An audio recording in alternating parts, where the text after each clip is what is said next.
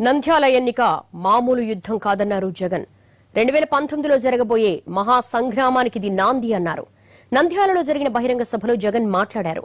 ప్రజలు శ్రీకృష్ణుడి పాత్ర పోషించి కౌరవ సామ్రాజ్యాన్ని కూల్చాలన్నారు జగన్. 2019లో జరగబోయే కురుక్షేత్ర మహాసంగ్రామానికి నాందే నంద్యాలే. ఈ ఎన్నికల్లో ప్రజలది కృష్ణుడి పాత్ర, శ్రీకృష్ణుడి గారి పాత్ర. ఈ ఎన్నికల్లో ప్రజలు ఆయుధం పట్టనక్కర్లేదు. ఈ ఎన్నికల్లో ప్రజలెవరూ యుద్ధం చేయనక్కర్లేదు.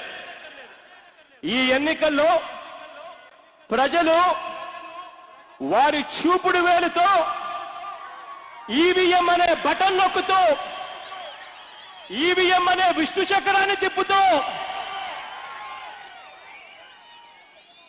చంద్రబాబు నాయుడు గారి కౌరవ సామ్రాజ్యాన్ని కూకటి వేలతో సహా ప్రకటించి వేయాలి.